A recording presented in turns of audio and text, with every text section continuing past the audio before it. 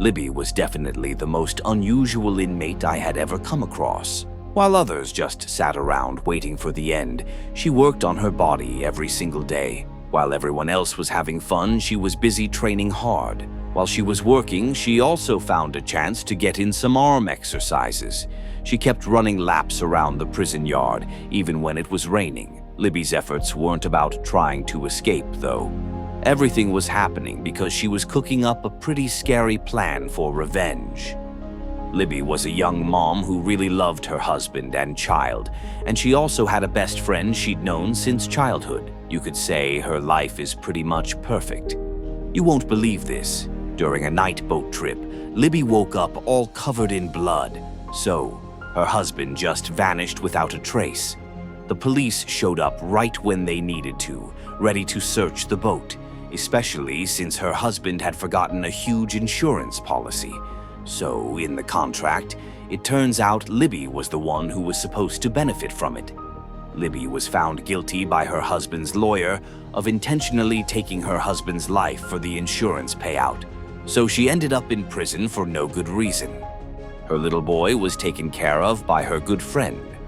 Out of nowhere, it turned out that her best friend and that jerk of a husband were in cahoots. These two had totally switched up their identities and relocated to a different place. So, during a phone call, they accidentally let it slip that he was still alive. Libby was absolutely heartbroken when she found out her husband had betrayed her. Those two nasty folks really thought Libby was going to be stuck in prison for life. It was quite surprising to see that Libby had such a strong will. She wasn't going to let circumstances get the best of her. Libby kept working on herself, always striving to improve. Just 6 years later, thanks to her amazing rehabilitation, Libby got a pardon and was released on probation. Before she got out, a fellow inmate, who used to be a lawyer, mentioned to her that Libby had already been convicted of killing her husband. So, even if you were to take him out again, the police can't come after you for it a second time. Libby woke up because of this statement. As soon as she got out, she headed straight to find out what was going on with her husband and best friend. Even though those two had run off to distant places, they couldn't escape being noticed. Her best friend, Green, was once an online teacher.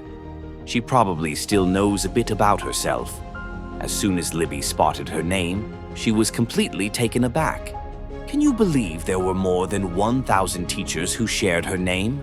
If she looks for them one at a time, it could take forever. Libby was running out of time, so at night, she managed to sneak out of her house arrest and headed over to the school where Green used to work. After breaking in and looking around for a bit, Libby quickly stumbled upon Green's file. But out of the blue, the police found her, and she had to make a quick getaway. Drawing on her physical training from prison, Libby sprinted, effortlessly jumping over the iron fence. The chubby cop just couldn't keep up with her. But sadly, because there were just so many of them, Libby was eventually caught after a chase. Libby kept insisting that she was innocent and that her husband was still alive. But sadly, the police didn't. How could she just accept this without getting her revenge first? The following day, as they were heading back to prison, Libby kept insisting to the police that she was the one who had been wronged. The police chief was really frustrated by it. He paused, handcuffed her to the car door, and then headed off to grab a coffee at a nearby shop. He totally forgot that the keys were still in the car. As the chief was distracted, Libby came up with a plan to get away. There was a water pipe behind her. She was sure there was a way out. She fired up the engine and hit the gas, and her handcuffs brushed against the water pipe. It actually held up on the first try. Libby gave it another shot. Can you believe it? Just before things could go south, the police found her. As he dashed down, Libby quickly turned the steering wheel, and before they knew it, both she and the car were heading straight into the sea. They both got quickly swallowed up by the seawater. The police officer, feeling a bit hesitant, had to go ahead and unlock her handcuffs. Taking advantage of the moment, Libby grabbed his gun and made a run for it.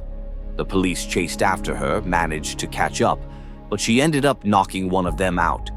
Later on, some folks on a ferry came to the rescue of the police, while Libby, being in great shape, just swam right to the shore.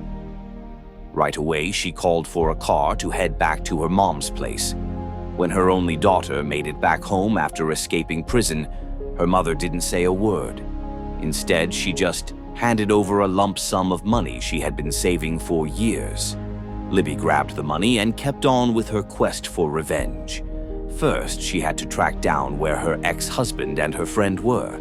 She visited a car dealership, acting like she was interested in buying a car on installment. So she handed over her best friend's social security number to the employee. The salesperson checked out the info using the data given. So Libby ended up finding out some details about her ex-husband and her friend, like where they live. Libby headed over right away, convinced she was about to get her revenge. The new landlord mentioned to her that Green had passed away in a fire. Libby was totally shocked by what she saw. So, where was her ex-husband at? Do you think he might have also killed her friend? Libby was on the lookout for news about that year's fire, hoping to uncover some clues. So, in a twist of fate, Libby stumbled upon a clue in a newspaper about a painting that was hidden behind a wall. It's got to be her ex-husband who bought it. The art gallery probably has his information. With that thought in mind, she quickly turned to the art dealer and asked about the painting. Luckily, she finally tracked down her husband's address. She had no idea that the police chief was already on to her and had followed her there. Right after she walked out, the police came rushing in too. As she saw him chasing her, she quickly took a chance and sped off in a car. She was looking to get justice for herself. After the address, Libby quickly located her husband's place. It turned out to be an embassy, which was surprising. The security there was pretty strict, making it tough to do anything. That evening, Libby looked amazing in her dress. She slipped in to check out the gala her ex-husband was hosting. Her ex-husband was enjoying a pretty lavish and respectable lifestyle. It's surprising to think that all he had came from hurting his wife. When he spotted his ex-wife Libby, you could see his whole demeanor shift right away. He was totally caught off guard when the wife, who was supposed to be in prison, showed up here. He pleaded with her to keep quiet, then unfairly pointed the finger at Green for having lured him in that year. But Libby already figured out he was a trickster. She just couldn't buy what he was saying. Libby mentioned that Green's death was definitely not an accident, especially since he ended up getting a big compensation because of it. Libby was insisting he give their son to her, or else she would spill the truth. Just as he was about to say something, the police chief showed up again out of the blue. Libby really had to go. The police officer showed the ex-husband Libby's photo to give him a heads up. Funny enough, he then pushed the police to hurry up and arrest her. Libby was just strolling down the street when suddenly she found herself surrounded by police. Luckily, a bolt of lightning hit, giving her the chance to sneak away right under the police's noses. The following day, Libby reached out to her ex-husband, asking him to bring their son to the public cemetery for a chat. Libby figured that since funerals happened there and a lot of people would be around, he probably wouldn't risk trying anything sneaky. They met really quickly. Libby finally got to see her son again after being apart for 6 years. The boy was standing a little way off, but as she got closer, he quickly took off running. Libby quickly took off after him without a second thought. She had no idea she was walking right into her ex-husband's trap. The boy was really just someone he had brought in to act like their son. Out of nowhere, he popped up behind her, caught Libby off guard, and then, without a second thought, shut her in a coffin to suffocate her. When Libby came to, she realized she was lying in a coffin, completely unable to move. Because of a flickering light, she actually spotted a corpse right next to her. Libby started to feel overwhelmed, calling out for help, but no one seemed to hear her. But you know what? Justice really does come out on top. Libby suddenly recalled the gun she always had on her, and luckily, it was still tucked away in her pants pocket. In a clever move, she shot the latches on the coffin with the gun, managing to escape with her life. Then she started to break out. The police kept on with their investigation, thinking that Libby was innocent. Libby strolled down the street, her appearance a bit messy. When the police found her, she just started crying uncontrollably. Nobody really understood what the girl had just experienced. That evening, the police headed over to Libby's ex-husband's place. He showed proof that he had pretended to die to hurt his wife. Wow, this murderer was really calm, wasn't he? He told him he'd give him $100 million to keep this under wraps. The police chief acted like he was on board, then casually asked him how to handle Libby without any mess. The ex-husband grinned with a sense of victory, claiming she was gone. He mentioned it in a laid-back way, lacking any warmth. Just then, Libby walked in, and his face went pale. Libby made him share their son's address.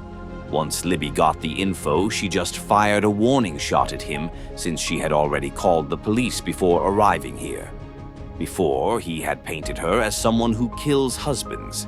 Now, she was ready to reveal him as the one who attempted to kill his wife, since their recent chat had been caught on tape by the police. Libby believed she had finally finished her revenge by using her own methods to take him down. He's going to have to spend the rest of his life behind bars. But out of nowhere, he pulled out a gun. The police rushed in to protect Libby, putting themselves in harm's way. He kept firing, eager to tie up all the loose ends. Right at that crucial moment, the police came in and tackled him to the ground. Each side really put in the effort to bring down the other.